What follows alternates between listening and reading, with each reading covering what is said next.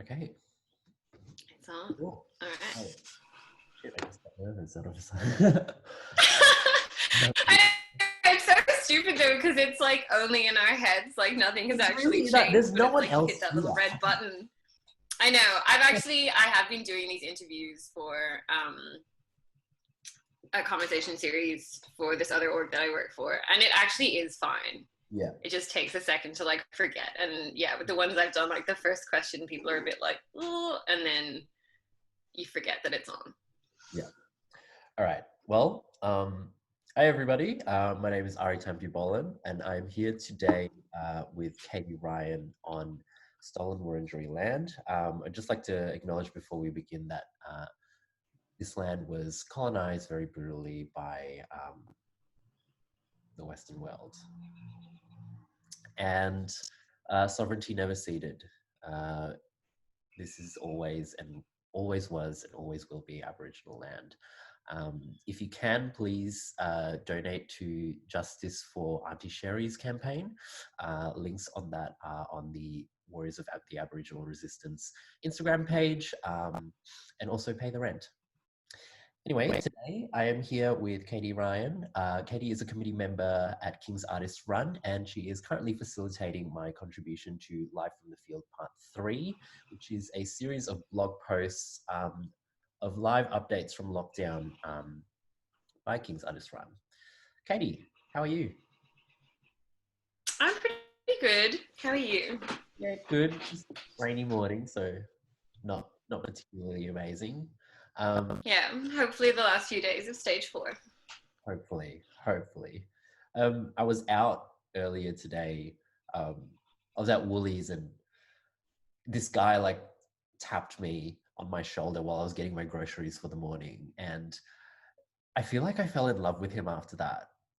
I think I was just like so deprived of a sense of touch that like anything that resembles that, kind of feels borderline orgasmic. I don't know. Do you think you've ever had some sort of experience like that? I don't know. I feel really alone in this almost.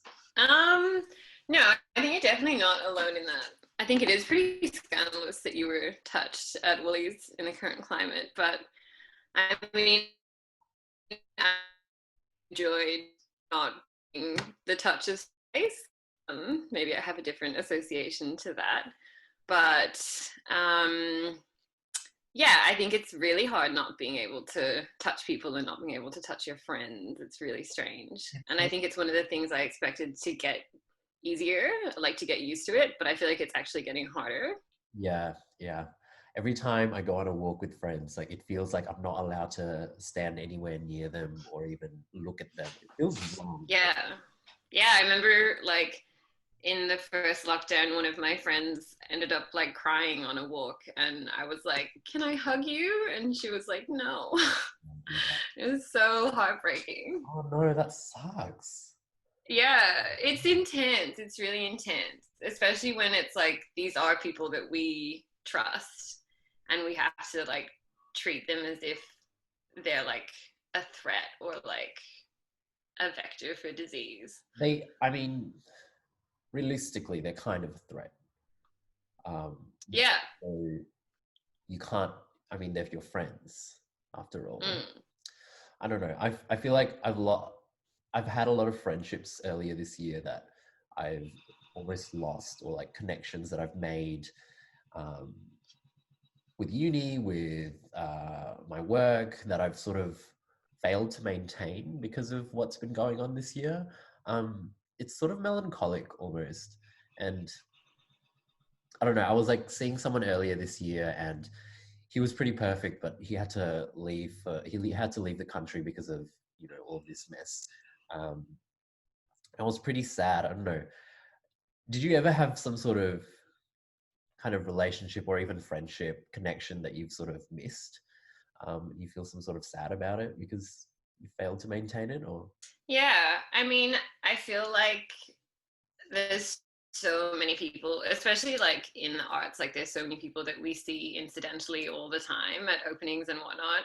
And now, like, there's obviously all the friends that I have maintained contact with, but there's so many people that I know that I now never see. And I have this like weird feeling that like all of them have just become fictional now, like that they don't really exist, or like their lives are on pause. Like maybe they're on social media and stuff, but yeah, there's this sense that like the world has become so much smaller, and the only people that are still like trucking along are the ones that you actually know about. Which actually makes it like easier to do stuff like this interview, because I'm just like, no one exists anymore. No one's going to see this. I don't have to go to an opening. This is just for us, Katie. Like, oh, you said that stupid thing on the interview. Yeah, it's just you and me. No one else in the world. Yeah, so I feel like there's definitely been a lot of that, but on the flip side, like I'm from Ireland, and I haven't, like, I left there like 10 or 11 years ago, and have never like lived there again. And I've often been in Australia, or like in these, you know, where the time of year is opposite, like the time of day is opposite. So I've been out of sync with like my family and my friends from growing up for such a long time. And then suddenly we're like all in lockdown at the same time, and having like a similar experience for the first time. So I've been in touch a lot more with them. So I think it's like a lot of stuff has fallen away and some things have grown. Yeah, I feel like every time I've sort of made new friends during this time, and it's weird because some of these people I've never even met before. It's just random people on Instagram, or random people who'd follow you and just, I don't know, like start commenting on your shit. And it's really interesting how that works out. And I wonder what it's going to be like when I actually meet these people. Yeah. When you find out what they look like about like below here. Like just from down onwards. The other day. Yeah, I'm like, I have no idea how tall anyone is that I've met like through Zoom. My friend who I'd only been talking to through Instagram, I saw a picture of him like full body, and I was like, I don't know if you were supposed to be this tall. I'm sorry, this is wrong. And I don't know what it's going to be like when I do meet him. Like, am I just going to be, oh, this is a bit wrong. But having asked the previous question though, I do think that this year I've, you know, like really strengthened ties with like just the people around my life, and also just made really strong personal relationships, work relationships with people that I would have otherwise not really expected to. I particularly did not expect to get in contact with you, or to have you contact me for that matter. And it was a bit of a oh, that's right, I'm still an artist kind of moment when I got your email. And I remember looking at the name of the email and thinking, oh, this is spam. It was just Katie Ryan. I was like, oh, does she want me to send it to her or something? I don't know. But so obviously you've established some sort of relationship with me, and I've sort of established some sort of relationship with you. And I was just wondering how you went about that, and what was the rationale behind you seeking me out. And what was your rationale behind including me in the project? And you can say it's because I'm queer or because I'm a person of color, and I won't call you out for that. It's fine. Well, it was because I first saw your work at the Monash Grad Show in 2019, and it was one of my favorite works in the show. Thank you. Yeah, I thought it was really funny, and I liked how it like mashed things together that seemed like they shouldn't go together, like minimalism and institutional critique, and K-pop. And I really like work that does that, and like work that doesn't take itself too seriously and is kind of aware of its own like complicity within other structures. Like I think it's really easy to just like critique things and from like a false position of total innocence. But to critique things while being like, I have also been attracted to these things, or I am attracted to these things, or like I'm part of these structures and engaged in them. I think that's far more interesting and far more honest. But then I kind of forgot about it. um, As we did all that went to the as one does when seeing lots of art. And then I stumbled across the review that Amelia Winata wrote about your show at Seventh, which was of the same work pretty much, or like a variation on it. And that's a really great review that people should read. So it's on Mimo. And it reminded me of you. So I was like, Ari, maybe Ari could do the blog. And then I Googled you. And this is also a hot tip for other artists. Ari's quite Googleable. You've got a website, you've got stuff on it, which is super helpful when you're trying to like find people to curate into things or to give opportunities to. Like having stuff online makes such a difference. So I was able to like read through your website, and I read the part where you said that you were like, you felt more part of the Asian diaspora because you were now like listening to K-pop and drinking bubble tea, but you were lactose intolerant. Yeah. And it actually made me like laugh out loud. And I was just like, yes, we need humor right now. This is really important. And because the writing for Life in the Field has been quite like a mix of personal and critique and social, I was just like, I think Ari is going to suit this really well. And I was able to find your like writing and concepts talk. So yeah, I think trying to find people for projects, it can be really hard. And then there's this problem where you end up choosing people that you know or have connections with. So like finding you as an artist that I didn't personally know, but being able to actually find out quite a lot about your practice online was like super helpful. It's actually funny because another curator told me to make a website when it was second year uni. I grabbed a coffee with them, and Tyson Campbell, brilliant curator, by the way, he told me the first thing. Oh yeah, I know Tyson. What do you want to end up being an artist? You need to make a website right now. Go and make your website right now. And just left me to make my website for the rest of the afternoon. And I didn't realize how important that would be, how visibility like that sort of affects the opportunities that would come.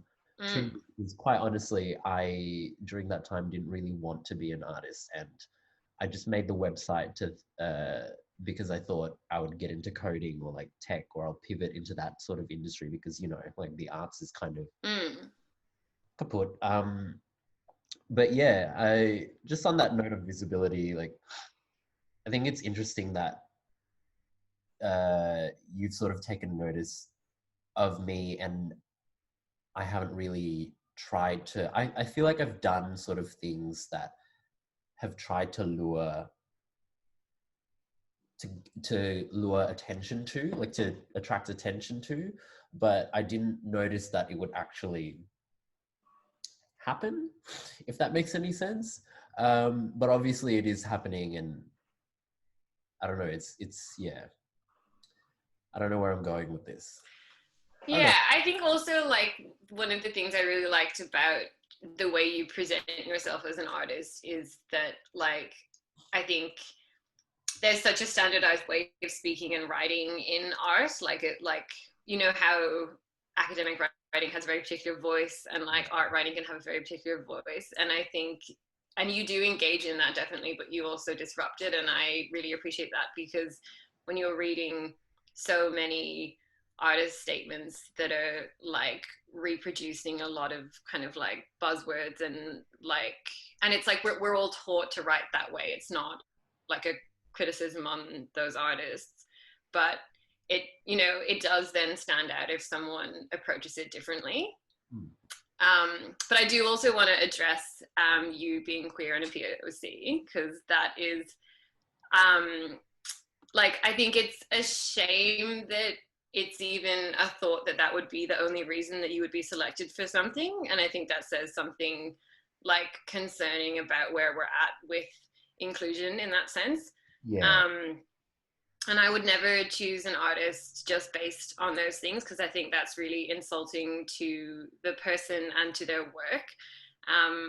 I like really love art and I really care a lot about it. So for me, it's always about the work. But it's not something that I don't consider, because I think it's really important to consider it, because Yeah. there is a huge deficit in representation. So Yeah. like we need to be actively working to refill that. So I do think a lot about those things, but I don't, it's never going to be the entire rationale. And I think it's also like an active process. And I think this really relates to your work too, because like when you go through university and you spend time in like big galleries and institutions, we're taught to value highly the work of like rich white normative men. That's what we're taught is good and to be taken seriously. So I think it is a process of like actively unlearning those value structures. And I think My time for in university. me, I'm at a point where I have, Oh, sorry. Zoom, sorry, little awkward Zoom cut in there. I know, oh, it's okay. That internet is, I think we're both like, anyway. um, What I was saying was that I was my actually internet's taught, quite bad. I was just, yeah. I We can was, cut this. We'll just edit it we'll edit it. We'll edit it. out.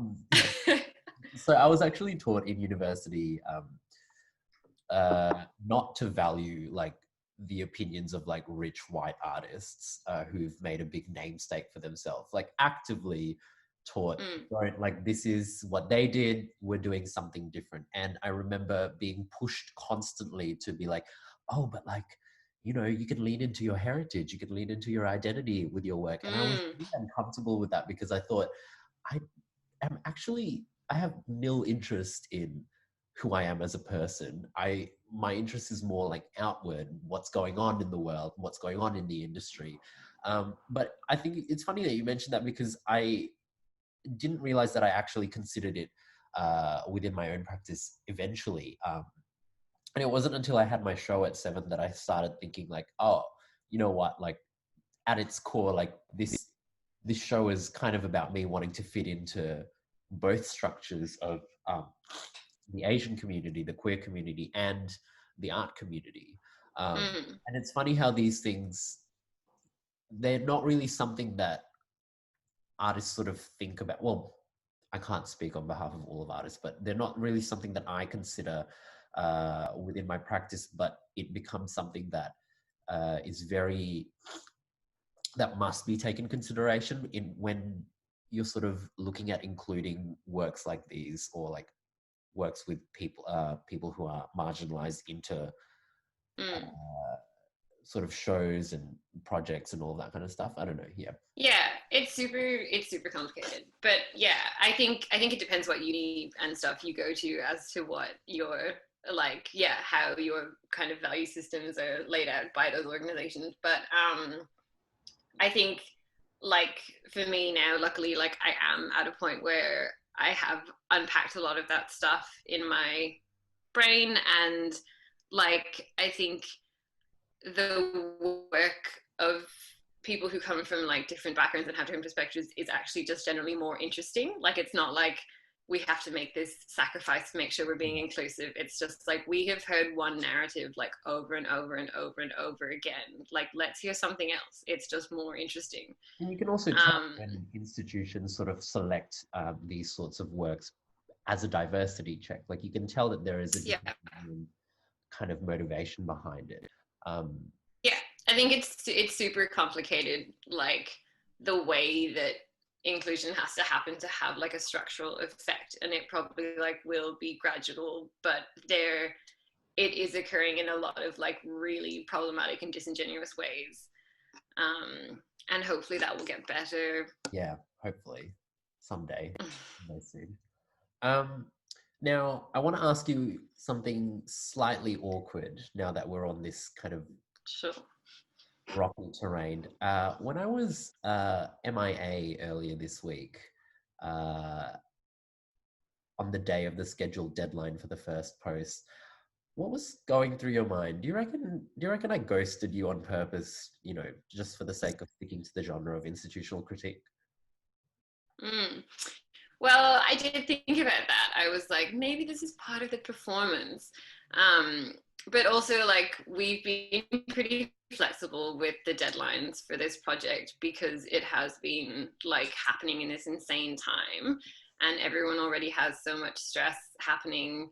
Like, I don't want the deadline for a little blog to be A really something big thing. causing people a lot of stress. So I was just kind of also like, I hope you're okay. Um, but I think like this is also when institutional critique at an ARI level is pretty different from like institutional critique at like the NGV, because on the day that your thing was due, I wasn't like sitting in my fancy office just being like, where is our submission? Oh god, artists are so difficult to deal with. Like I was actually like at my other job, like doing my paid work, because the work that I do for Kings is all unpaid at the moment. So it was more just like, oh, I hope Ari's okay. God, that deadline passed. Like maybe if they send it through, I'll be able to put it up on my lunch break, but I probably wouldn't have time anyways. So maybe it's best that they don't send it through till tomorrow. Yeah, So interesting how like yeah, at an RE structure, at an RE level, there's this sort of understanding of what um, could possibly be going on. And I admit, I think my stress when you sent in that second email was very much more like self-regulated. In that, when I read that, I was like, oh, they're pissed off. Like, this is it. This is the end of your career. Um, and I do think that there's like some sort of like pressure that artists like to put on themselves, regardless of how or what sort of institution they're interfacing with. That yeah, but like it's like it it is okay to be stressed about it because it's important to you and it is important to me too, and I think it is important. But especially like it's also different when you didn't print, um, but because it's sorry, can something that you mind is just repeating that? flexible Your internet within. cut out for a bit. Oh god, sorry, my internet's really bad. That's right. um, yeah, like if you hadn't turned up to install an exhibition, I would have been like quite stressed. But because it's an online thing, it's just like we're not beholden to like really tight deadlines anyway. Yeah. All right. Well, that makes me feel a bit better. Yeah, it's To fine. be quite honest, I completely Were forgot. you really stressed? I was really stressed when you sent that Oh no. email, but on Monday, I was like, I wonder what's going on today. And then it just completely brushed over me. I watched a bunch of movies. But Some uni work. like pandemic timelines, like I think that's why we haven't been like, okay, it's this really rigid thing, and like people's slots have gotten pushed out like by like weeks, and we've had to push other people back because you know like we had Azza doing her slot when there was an explosion in Lebanon where she's from. Like we're not going to be like, oh, Azza, your post was due. Yeah, of course. Like things are happening this year that Yeah. don't go with normal deadlines. I think it's interesting as well how like I I don't I don't remember what day it is sometimes, and I do believe that's the same for everyone out there. Like not just the fact that there's so much going on, it's also the fact that you don't know what's going on. You expect so much to be happening that you temporarily things are just kind of at a big question mark. Yeah. I don't know. Yeah, and it's all just really abstract. Like if you don't get an email from me being like, "Hey, do you want to submit that thing?" Like it's just you'll just continue to sit in your pajamas if that's what you're doing. I don't know if you've heard this before, but did you know that time is a social construct, Katie? Oh, whoa, I had no idea. Yeah, Mind jot that down. blown. And now we have no social with which to construct it. So This doesn't exist. Anyway, I wanted to ask you more about yourself. Now, I understand that before you are a curator or a facilitator, you see yourself more as an artist. And I find this a very interesting sort of rocky gray area in terms of like situating some sort of power position for yourself. It's like you're partially responsible for like the things that you do with institutions and their fallacies, but also you're responsible for resisting it at the exact same time. I don't know if this is making sense, but it's kind of like you're like top in the streets, bottom in the sheets, or is it the other way around? I don't know. Like, I would say, like, maybe I'm bottom in both contexts, if that's like the one who's getting shafted, because in both contexts, I'm normally working for free. Yeah, like, I am an artist. Like, I studied fine art. I have a practice. I haven't done it much this year. I've more been doing work for orgs, but yeah, it's an ongoing thing. And yeah, in terms of working for arts orgs, like at the moment, pretty much all the work that I've done has been unpaid, but obviously it has like given me opportunities, given me experience, like may at some point lead to like a job where I get paid to do this stuff. Yeah, I hope so. But what was I gonna say about this? Yeah, like I think as you like get further into like ARI land and like learn more about it, even just as like an exhibiting artist, it's just such a broken system. Yeah. Like I remember when I had my first show and I like, or maybe I found out before, but like that a lot of the time you pay to exhibit, Yeah. you know, like you don't sell anything, and you pay to make the work, and then you probably take some time off your paid job to like sit the show. And it's just like, oh, and you know, friends outside of the arts are like, how does that work? That doesn't seem to work. And you're like, no, it doesn't. Like, it just doesn't. And then starting to work in ARIs, yeah, give like a lot of people give a lot of time, mostly unpaid. It depends on the organization. And I think like that's like another layer of it is like some orgs do like start to pay people to run them, which like makes loads of sense. But then obviously there's less of the money that they have for like programs that can actually go to artists.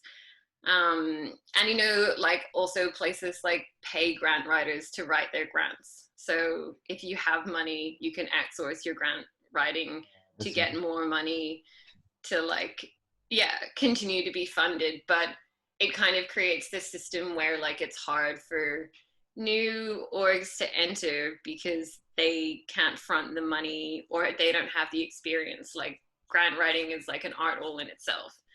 And then if you do have paid staff, you really want to continue to pay them. So like you want to be more careful about what you're doing to ensure that you continue to get funded, because you have people like depending on you being able to continue to pay them when the money that you're paying them from is like not certain at all. So yeah, I think at the moment, like a lot of ARIs are in Melbourne have kind of like had to try different things. Like, you know, West Space and Bus have moved into cap, so they have some like subsidized rent. Yeah. And then like Seventh got a clothes shop in the bottom of the gallery. TCB is gonna have like a cafe on their premises. Oh wow. King's moved out. Yeah. Like everyone is trying to find other ways to survive because there's not a lot of money. It's a really difficult system, and it involves a lot of free labor from people. And then it also, and it precludes people who can't afford to give free labor or to like pay for shows or to not be paid to do shows or to not be given money for materials. So it's like a deeply problematic structure. It's interesting how like a lot of the arts, regardless of what sort of discipline you're in, operates on this kind of plain. Like I do remember from my time working in film and TV that you just work gig to gig, and you're really dependent on the stability of whoever's on top of you, and whether or not they kind of feel stable, you have no idea, but you're utterly dependent on them, that the second they crumble, like it's over.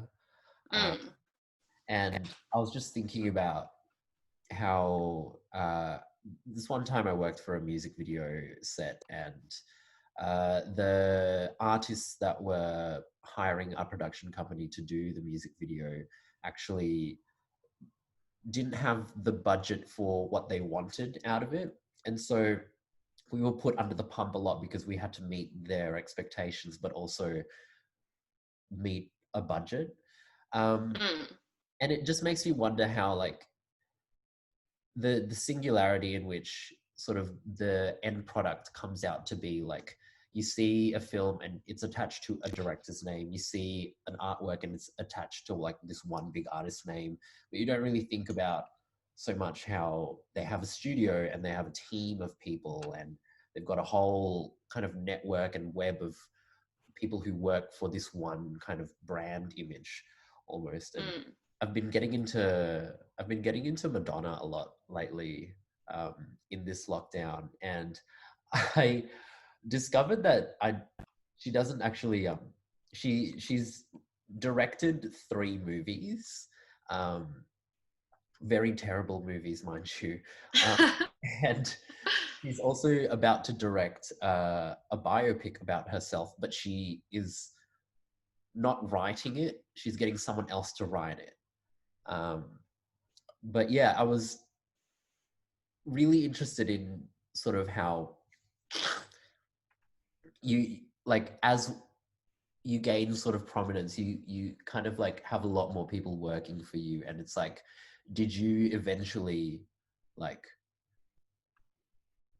invent or like build the so-called brand image or the so-called kind of political message that you have sort of built from the beginning all by yourself, or is it really someone else's work? And I don't know, like, I don't know if Madonna actually invented sex. Did she? I often wonder if she actually did. But did you know that she invented sex? It was a bit of a surprise to me. I didn't know that. And like, what were we doing before Madonna? I don't think we were actually, I do believe that we weren't actually procreating before Madonna came into existence. And wow. It wasn't until she released Like a Virgin, the music video, which actually talks about, you know, the virginal state of, you know, purity and being, that people started thinking, hey, what if we ruin this, you know? And true to form, she's skyrocketed, and all of her songs after that has just been very it's like she's taken a step further and she knows more about sex, and you have to wonder if she actually invented the concept in and of itself. I would like to pivot a little bit from K-pop into what is more traditionally known with me identity-wise. I feel like I'm expected to like more of the pop divas. So I guess this is me telling you right now that you can kiss K-pop goodbye for now. Oh wow, this is a shock. No more Big K-pop. reveal. I feel like it's what was sort of expected of me. And I feel like now it's time to, you know, stop dancing to K-pop and start, you know, dancing to some white women. I definitely look forward to the Madonna dance renditions. Those are going to be great.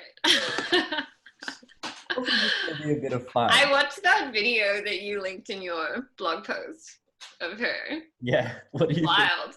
think? It makes no sense. She seems so like weird but normal.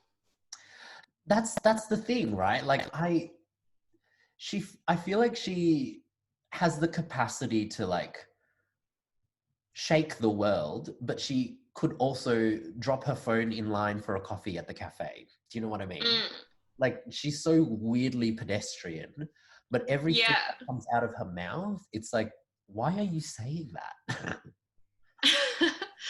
But yeah, it's like not totally unrelatable or unfamiliar. I don't know. Correct.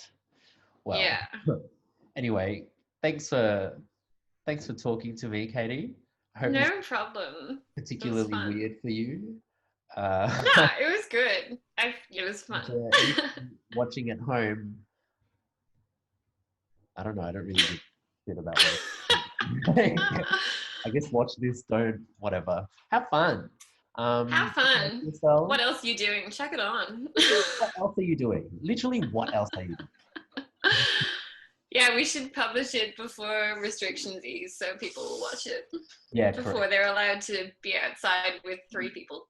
Now, before you go out and have fun, we need to subject you to this, please. Um. Anyway, it was nice speaking to you. I'm going to end this recording now. All right. Um. Take care.